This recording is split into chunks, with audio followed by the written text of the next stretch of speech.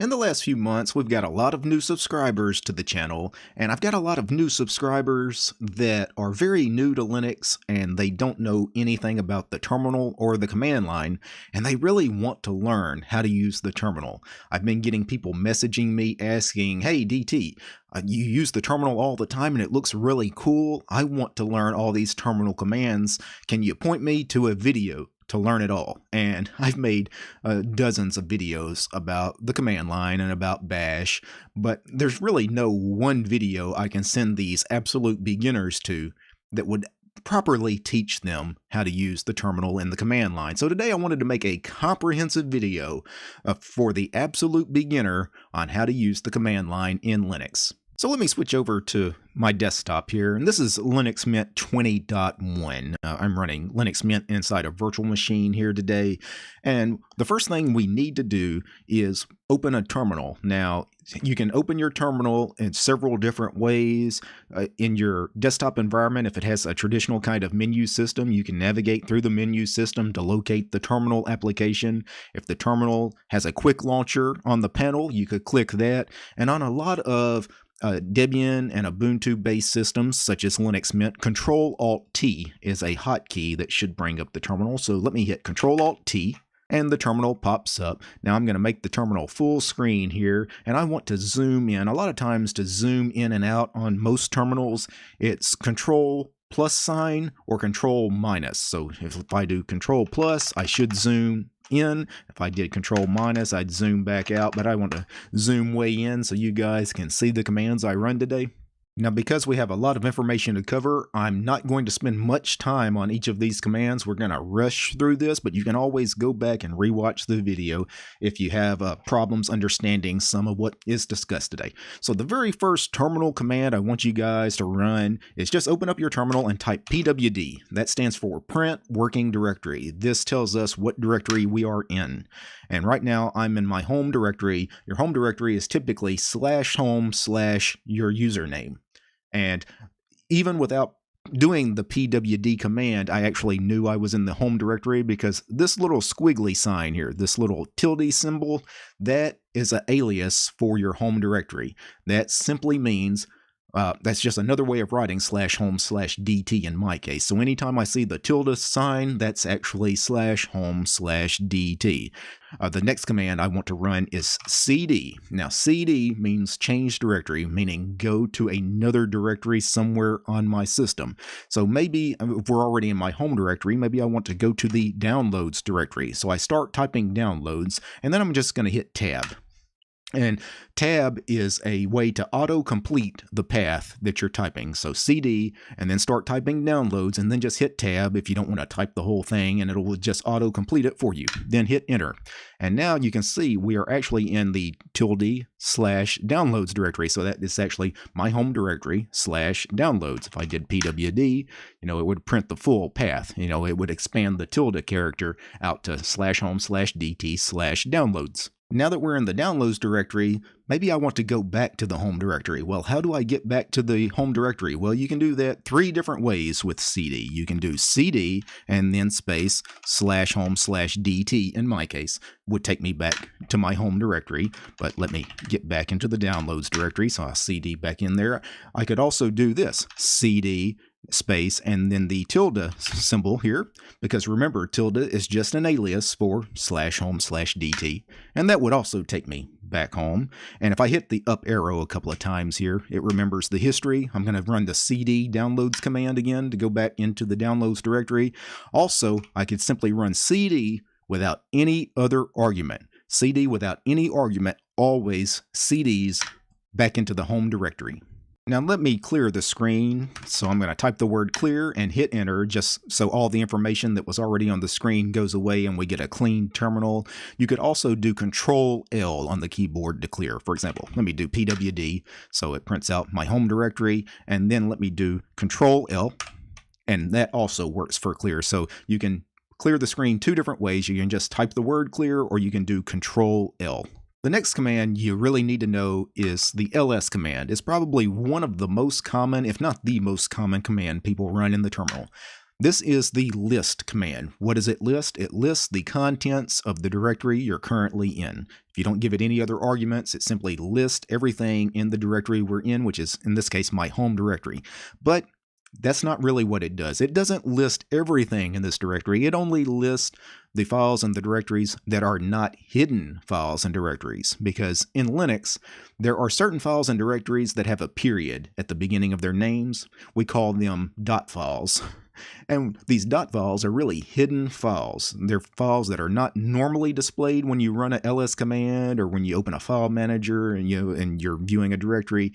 To actually show all the files, including the hidden files, what you need to do is run ls space and then give it -a for all files, including the hidden files. And now you see I get all of the files and directories in this system, including the ones that begin with the period, the dot files and the dot directories. Another interesting flag for the ls command that most people use is the L flag. And let me show you that. So I'm going to do ls space -a because I want to be shown all the files in this directory, including the hidden files. And then I'm going to give it the L flag for long listed format. And what this does is instead of just giving me a horizontal kind of list, it actually gives me a vertical listing of all the files and directories in this directory, including the file permissions, who owns the file, the size of the file, the date that the file was created. So it gives us a lot more information, and that is typically my ls command. Typically, I also give it one more flag. I give it an H flag. So my ls command is typically ls-l for long format, A for all files, including the hidden files, and then I usually give it a H flag for human readable numbers, because by default it lists the file size in bytes, and some of these file sizes get into kilobytes, megabytes, even gigabytes, and these numbers get huge and they're not comma separated. So if you give it the H flag, if a 1 gigabyte file will actually read as 1 gigabyte instead of, a bajillion bytes or whatever it is. Now let me clear the screen. So Control L to clear the screen. Now what if you didn't know all the flags that were available for the ls command? Because there's a lot, many more than what I just showed you. And maybe you want to go and read about some of the flags that are available for a particular command, such as ls. Well, what you need to do is read the man page. So if you type in the terminal man and then space and then the name of the program you want the man page for, the man page is the manual page. It's the instruction manual for that command. So do man space ls. And you get the man page for the ls command, and you can see all of the flags. The A flag we discussed, there's a B flag, a C flag, a D flag, an F flag, so you can list out just the directories or just the files. There's a G flag, which is group directories first.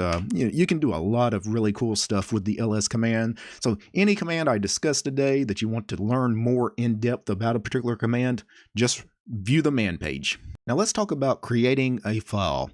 There are a couple of different ways to create a file. If you want to create an empty file, and maybe you don't want to actually do anything with this file just yet. You want to create an empty file, but you don't want to actually open it with a text editor and put anything in it. You can just do this command here, touch, and then we'll call this particular file file1.txt. It'll be a text file. And if I did an ls, you see in my home directory, we now have an empty file called file1.txt.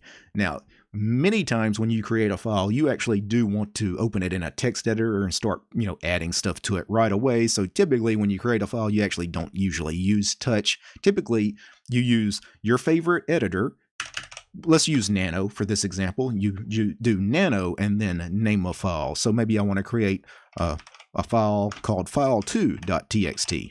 And I want to edit it right away. Then I'm going to do nano space file2.txt. And this opens this new file that was just created. It's still an empty file, but now we can actually type something. This is a line of text. Well, if I can type. And then what I could do is Control X to exit out of Nano, Y to save, hit enter, and there you go. And if I did it, ls file2.txt is there, and if I actually wanted to check and make sure that the contents I wrote to that file are there, we could use the cat command. We could run cat file2 and just tab complete, and then hit enter. And it cats out that file, every line of that file, which there's only one line, and that line is, this is a line of text. Now that we've shown you how to create a file, how do you create a directory? Well, you use this command here, mkdir, for make directory. So make dir space, and then let's create a new directory. I'm going to call it test. So we're going to make a new directory and name it test. And now that we've done that, let's run the ls command and see if we have the test directory, and we do. Now we could cd into the test directory if we wanted to go there. cd into the test directory. Let's run a ls. Ls doesn't return anything because this is an empty directory. Well, let's move something into this directory so it's no longer empty. So let me cd back into the home directory. Now I could just type cd and hit enter and go back to the home directory. But another interesting thing you can do with cd is cd space and then the dash character. And this cd's into the last directory that you were in. So maybe I wasn't in the home directory, maybe I was in my videos directory or something. cd space dash always goes to the last directory you were in before you went to this directory. I hope that makes sense. So that cd's back into my home directory. Let me clear the screen. Let me run an ls, and what I want to do is I want to move, so let's do mv for move, and let's move file1.txt. Where do we want to move it to? Let's move it to the test directory, and hit enter. And now let's run a ls, except we're in the home directory. I want to do a ls on the test directory, so let's give it a path to the test directory, and then run an ls, and you see file1.txt is inside the test directory now. If I run a ls without any arguments, we'll run ls in the directory we're currently in, the home directory, and you see file1 is not here because we moved file1 to the test directory. But what if you wanted to just copy a file instead of moving it completely? Well, you could copy with cp. Instead of mv for move, do cp for copy, and I'm going to do file2 this time. And we're going to move file2, of course, into the test directory. And now, again, if I do ls on the test directory, we now have file1.txt and file2.txt in the test directory.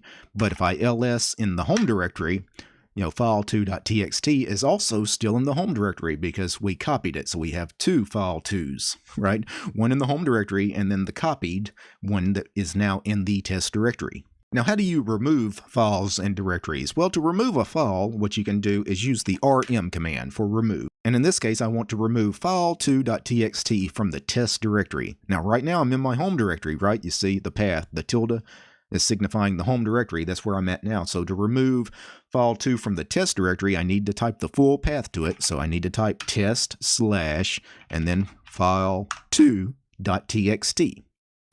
And let's run that, and now when I do an ls on the test directory, file2.txt is no longer there because we removed it. And if I up arrow to get to that last command I ran, this time let's run file1. So let's remove test/file1.txt.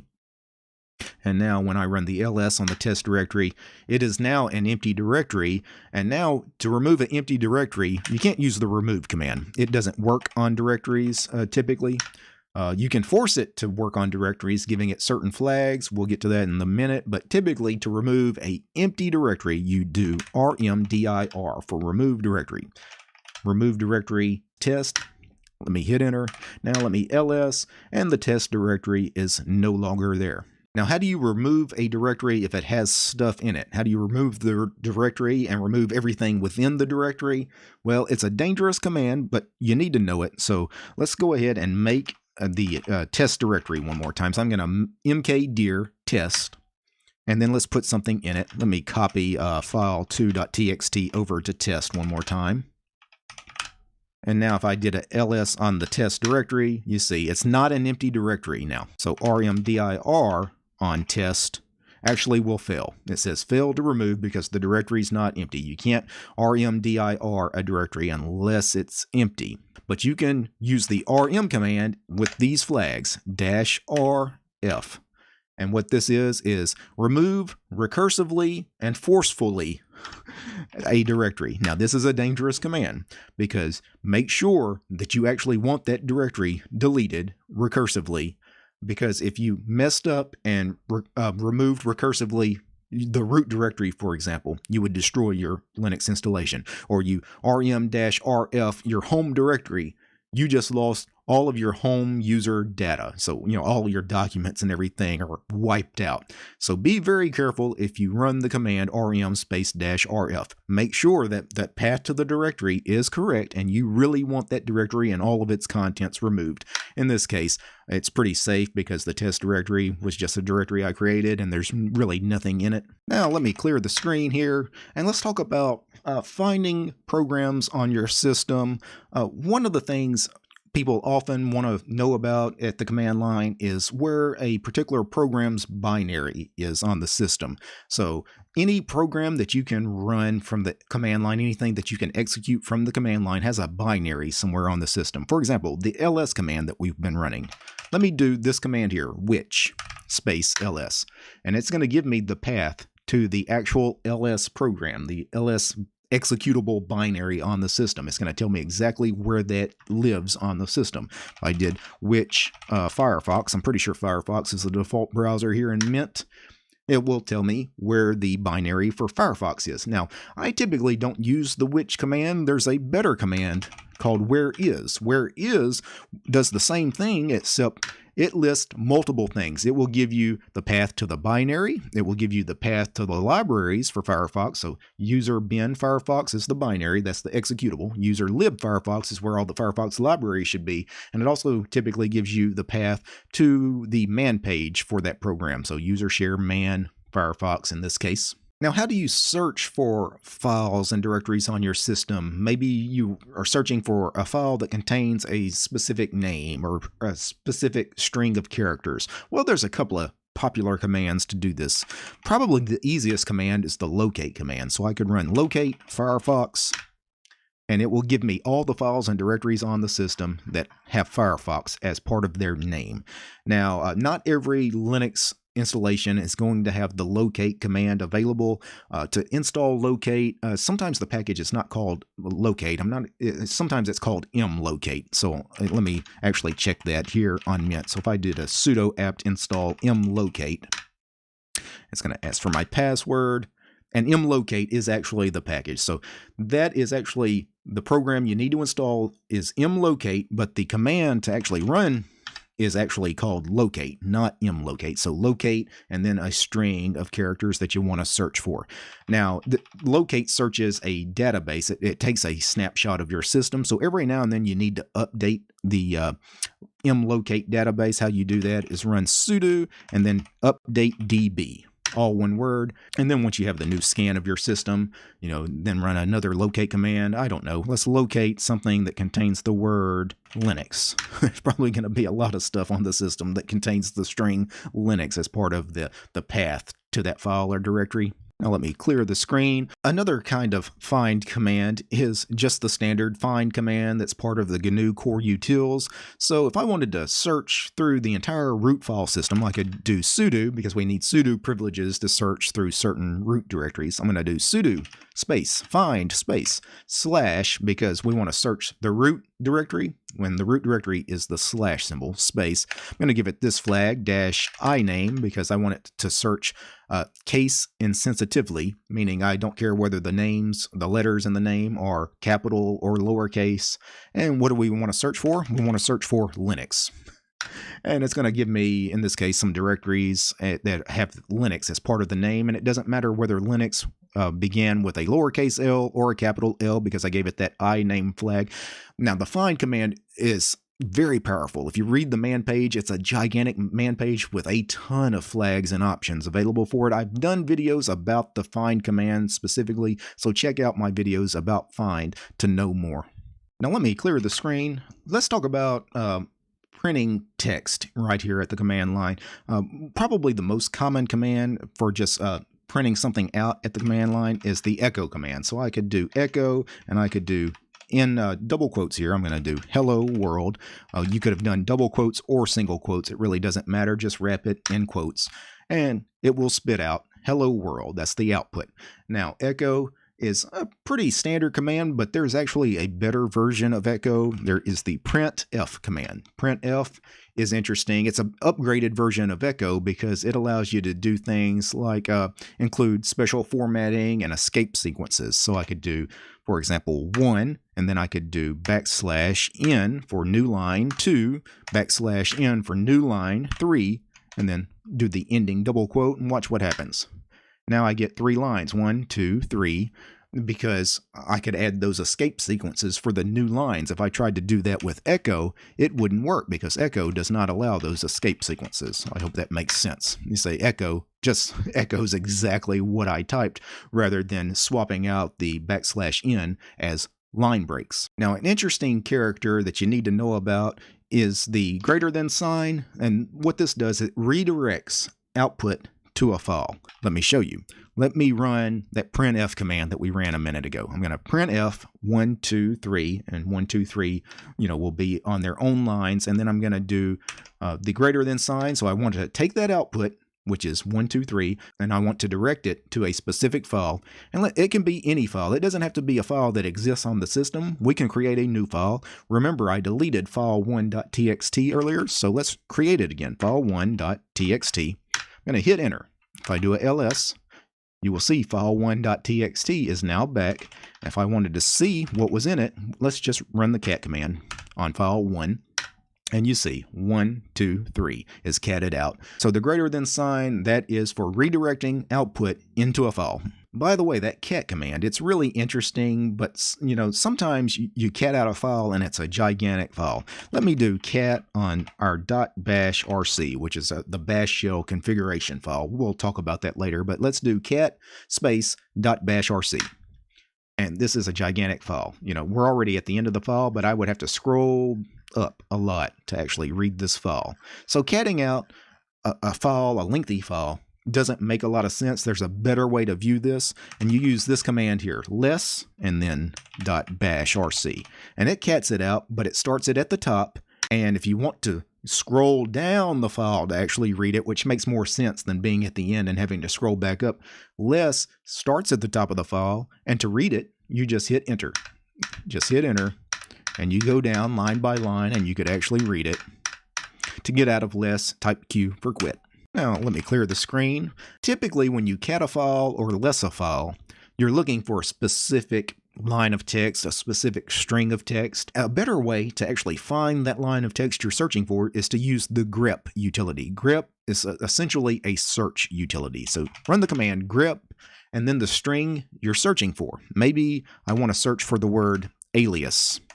So I'll wrap that in single quotes, space, and then the location of the file that I actually want to search for the word alias in. I want to search in my .bash rc file. Let me run that, and you see the output. It prints out every line that had the word alias somewhere in that line. Let me clear the screen one more time. Earlier, we talked about a very special character. We talked about the greater than sign that redirects output to a file. Another really interesting character is the pipe symbol. What is the pipe symbol? Well, it takes the output of one program and directs it into another program. So let me give you an example. Let's run the ls command. Let's do ls and let's do -l for long format. So this is the ls command. Maybe I want to run the ls command and then I want to take that output and pipe it into another program. Maybe I want to pipe it into, another GNU utility, kind of like grep, is sed. What is sed? Well, sed is often used as a search and replace kind of tool. And the way it works is you do s/ and then the old text / then the new text that you want to replace, and then /g, and then the ending double quote. So in this case, what I want to do is, there's a lot of vowels in this ls command. What I want to do, let's replace them all. So what I'm going to do is I'm going to do inside square brackets, I'm going to do A, E, I, O. And what I want to do is I want to replace every A, E, I, and O with the letter U. And watch what happens. There are no vowels anymore in this except the U. Actually, every A, E, I, O is still there. It was just replaced with the vowel U. I hope that makes sense. So we took the ls command, and the output from the ls command, we piped it into another command, the sed command, and then it ran the sed command. I hope that makes sense. I know that can be a little complicated, but piping is one of the most unique things about the bash shell and Linux and the command line, and you could keep piping. So we run the ls command, we piped it into sed, and then we could pipe it into another command. Maybe when you want to run, I don't know, the sort command, which sorts alphabetically or numerically. In this case, it's not going to do much because the very first letters are either D or dash, so that's how it sorted it. But you can keep piping stuff. We can, after we sort it, we could run the grep command. Maybe I want to search for specific lines, which include, how about just the lines that include D, R, W, X, R? So it's going to include all of these lines, but these last two lines, it's not going to return those. You see. So you can keep piping into more programs and more programs. So that's really the interesting thing with the shell, and eventually with shell scripting once you start creating your own custom scripts. Now let me clear the screen. We've talked about catting a file. So again, let's cat.bashrc just as an example. Again, it cats out the entire file. We're already at the end of the file. I'd have to scroll back up to read it. We've shown you less. Less is a better way. It still cats out the whole file, but you start at the top and have to read from the top. But a lot of times you don't need the whole file. A lot of times you just need specific groups of lines from the file. Typically you just need a few lines at the top or a few lines at the bottom of the file. And if you run head space .bashrc, if I can type it correctly, what it does is it prints out by default the first 10 lines of the file. So head name of file prints out the first 10 lines. If instead of head, I ran tail.bashrc, it prints out the last 10 lines by default. Now you can actually specify a number of lines. If 10 is not what you want, you could do head space dash n for number of lines space, and then maybe instead I want 15 lines, and then space name of file. Now I get a head, but I get 15 lines of the head. And if I wanted to do that on tail, I could do that as well. Tail, again, dash n for number of lines, and then the actual number of lines you want, and then the name of the file.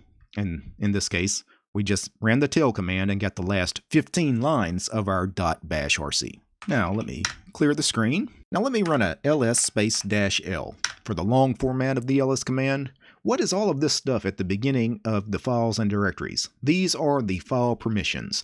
Now, this will be a lengthy discussion that I don't have time to get into on this video. I have done a video about file permissions on Linux, and I suggest you guys watch that. The command you use to change file permissions is chmod space, and then whatever file permissions you want to set, and you can set it in the DRWX, RWX, RWX format, or you can just do it as numerical values. Maybe I want to change file1.txt and give it permission 755. So chmod space 755 and then file1.txt.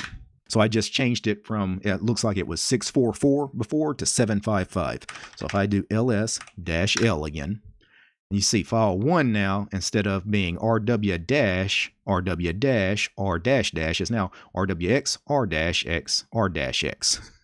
Now you, again, watch my file permissions video to understand what all of that means. Just know that the chmod command is what you use to change permissions. Now let me clear the screen here. Now, one of the things you often will use chmod for is to give yourself execute permissions for a file. For example, in nano, let's create a simple bash script. So I'm going to do nano, and I'm going to do script.sh for shell script. And we want this script to run echo, and then we want to do hello world. A very simple script here, right? So then Control X to exit, Y to write, and then just hit enter. Now let's try to execute this script. If we execute it, it should print out hello world right here in the terminal. To execute a shell script, what you need to do is period, slash, and then the name of the shell script. So in this case, we're going to do period slash script.sh. And we're going to get an error because permission denied. Why is permission denied? Well, if I do ls space -l and go to script.sh, we do not have execute permissions.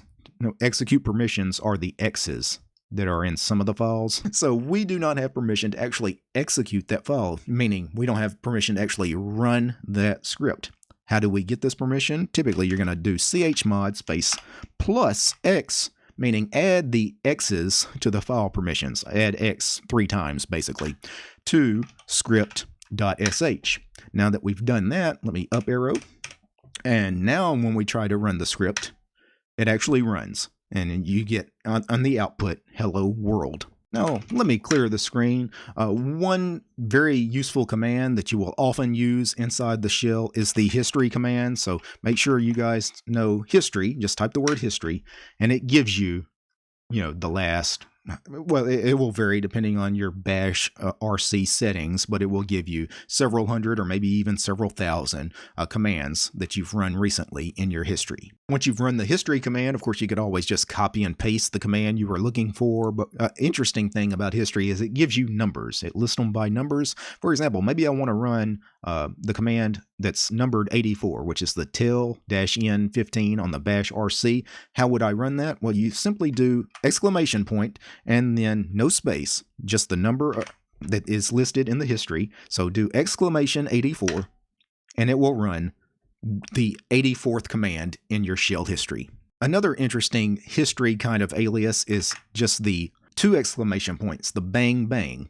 That signifies the very last command I ran, and this is extremely useful. So let me clear the screen and I will show you why you need to know about the bang bang command. So maybe I want to update my system on a Debian or an Ubuntu based system, or here in Linux Mint. Typically what you want to do is apt update. So let's run an apt update.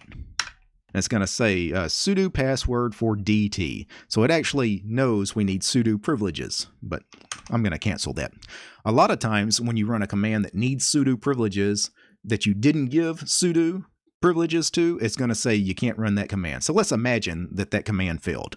Well, what I could do is go back right afterwards and then do sudo space and then bang bang, meaning run sudo and then space, and then the last command I ran. So it's basically going to run sudo apt update. And it prints it out, sudo apt update. Now give your root password or whatever it is, and it will actually update the system. I'll actually let that run since I started it. All right, clear the screen. Let's talk about how to kill a program, because this is something you often do at the command line. You got programs running and you want to close them. And there's several different ways to close a program, or kill a program is how we call it here in Linux. You could simply run kill space and then the process ID for that process that's running, or sometimes you can just give it the name of a program. Right now I'm in the GNOME terminal. I think if I did kill GNOME terminal, it would probably kill it. I don't want to do that because I just have to reopen it and then zoom in again. Another thing you could do is if you have several instances of a particular program, maybe you have multiple instances of the GNOME terminal running, you could do kill all space, GNOME terminal or whatever it is that you're trying to kill. Another interesting way to kill a program is the xkill command. So let me open up something I don't mind killing. So let's open up the file manager here. Now that I have the file manager open, let me minimize this, and I'm going to run xkill. Xkill will turn your cursor into an X, meaning anything you click on will be killed. It only does it one time. So if I click on the file manager with the X, we just killed the file manager. So 3 things you need to know: kill, kill all, xkill. Another way to kill a program is through htop. If htop is installed, htop is not currently installed. Let me sudo apt install htop, and then let's run htop, and htop shows all the processes that are running on your system. So what I could do is I could just arrow down here and find the program that I want to kill. Maybe I want to kill most of this stuff or daemons running in the background, but just imagine I want to kill this particular process that I'm highlighted on right here, rsyslogd. Now I don't actually want to kill it, but if I did, I would type F9. You see at the bottom it tells me. Let me move my head out of the way. F9 for kill. You see this at the bottom? It gives you the hotkeys for it. So just type F9, and then another menu will come up. Let me show you. F9. Another menu will come up. It's already highlighted on SIGTERM. Just hit enter, and it will actually kill that process. Now, I actually don't want to do that, so let me get out of htop. Let me get my head back up and let's clear the screen one more time. Another interesting command you sometimes need, not necessarily on some of the more beginner-friendly distros like Linux Mint and Ubuntu and things like that, but a lot of times, if you're doing more minimal installations, like maybe you're doing a server install, like a Debian server or Ubuntu server, or maybe you're doing a minimal Arch install or a Gentoo install, and during the installation process, you're wondering, hey, is networking actually working? Do you have internet? Well, a good way to test it is just to run the ping command, ping, and then the address to some website or some IP address that just ping it. And obviously google.com is a popular website. Let's see if we can ping Google, and we can. You see, it just keeps returning it. Now do Control-C on the keyboard to kill the ping. Another common command as far as internet is wget. Now, what is wget? It allows you to download something from the web. That's basically a download command. So wget, and maybe I want to do https:// and then, I don't know, somelinux.com. This is the website for some Linux OS. I don't know. And / and then new-release.iso, right? That would be the command I could run at the terminal. If I knew the path to or the URL for some particular Linux's ISO, for a download, I could run wget to download that ISO. I hope that makes sense. Some other interesting command line utilities are the date command. The date command just returns the date. Now, you could give it several different flags. You can change the format drastically. Again, just if you're ever wondering about flags for a program, just do man space name of program. So let's read the date man page, and you get various flags, formatting options, and I won't cover that. You guys can cover that on your own. Just read the man page. So that is date. Another one you can run is cal. Cal, self-explanatory, is a calendar. And another interesting one you can run from the command line is BC, and this is your basic calculator. So type BC, and you have a prompt, and I could just start doing simple mathematics here. So if I did 2 + 2, hit enter, and I get 4 returned. And let me quit out of that. Control-C should get us out of that. And it actually returned an error. It says use quit to exit. So let's just type the word quit, and we get out of BC. Let me clear the screen. I don't want this tutorial to run too long. The only thing I want to discuss real quick, let me do a ls-la for all files and long format and hidden files, because I want to show you guys in your home directory, look for .bashrc. What is bashrc? That is your config file. A lot of Linux files, if they end with the 2 letters RC, that signifies they are a config file. So do nano space .bashrc. And now we have our bashrc opened in our text editor, and you could go in here and you could edit some stuff, change some stuff, but really the interesting things are aliases. And you see alias LL is ls-alf. So if we don't like doing our standard ls command, what we could do is just use the LL command, because they created an alias for it. So let me open up a new terminal. Let me zoom in a little bit here. There we go. And do LL. And LL is the same as running ls-laf. Is what is the exact same command. I hope that makes sense. That's what a bash alias is. I've done some videos on bash aliases before, and you can add other bash aliases. For example, let me quit out of this. Do I want to save? No, I really haven't changed anything. Anyway, to update your system on a Debian or an Ubuntu based system, typically you have to run this command: sudo apt update space and sudo apt upgrade.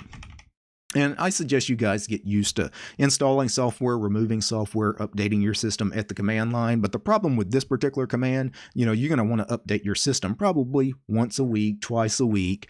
And this is a lengthy command to type. It may be hard to remember the command if you're not used to running this command. What I would do is I would create an alias for this command. So what I would do is get back in your bashrc. So do nanos.bashrc. And somewhere where you have aliases already written, I would just add a new alias. So there was already some aliases here. So I'm going to go to this line down here, and let's do alias space. We need to create a name for the alias. I'm going to do apt up for update or upgrade. Apt up equals, no space between the alias name and the equal sign. It has to be name equals without a space, and then we'll do a single quote, and we want this alias to run this command: sudo apt update and sudo apt upgrade. And then do the ending single quote, and then do Control X to exit, Y to right, and hit enter. And we have to restart bash here. Now I could just close the terminal and then reopen it, for the changes to take effect. But if I want to do that without closing the terminal, I can do this command: source. And what I want to source is the path to my .bashrc, which is, I'm going to type the full path, the tilde character, which is the alias for my home directory, /bashrc. Let me hit enter. And now that I've done that, we've sourced the new bashrc file, the one we just added that new alias for. Let's try that new alias, apt up. Hit enter, and it is running sudo apt update, and then it's also going to run sudo apt upgrade. It's asking us, do we actually want to take the upgrade? I'm going to type in for no, because I'll upgrade off camera. So that's all I wanted to cover on this tutorial on learning some of the basic terminal commands. And I came at this for those of you that are absolute beginners. I know we covered a ton of commands very quickly, so you're gonna probably have to go back and rewatch this 2 or 3 times to get everything down. But honestly, if you just rewatch the video 2 or 3 times and actually run the commands that I ran, it'll stick in your head. These are not complicated, and once you've learned them, you will always use them. You will never open up a file manager to move files, copy pop files, or see the contents of a directory. No, you're always just going to open up a terminal and type a ls to see contents of a directory. It's just faster. Same thing with moving files. You're just going to mv path to file, especially if you use the tab complete in the bash shell. It's actually much faster than trying to drag files and with multiple file manager windows open. You're never going to do that stuff in a GUI program again. I think one of the things, I think a lot of people think the terminal and the command line are harder than they actually are. And I really hope that this video inspires more of you to actually learn the command line. Now, before I go, I need to thank a few special people. I need to thank Absy, Devin, Fran, Gabe, Corbinian, Mitchell, Akami, Arch5530, Chris, Chuck, David, the other David, Donnie, Dylan, Gregory, Lewis, Paul, PickVM, Scott, Wes, and Willie. They are the producers of this episode. Without these guys, this episode about learning basic terminal commands wouldn't have been possible. The show is also brought to you by each and every one of these ladies and gentlemen as well. These are all my supporters over on Patreon. A sincere thank you to each and every one of those ladies and gentlemen as well, because DistroTube is sponsored by you guys, the community. If you'd like to support my work, look for DistroTube over on Patreon. All right, guys. Peace.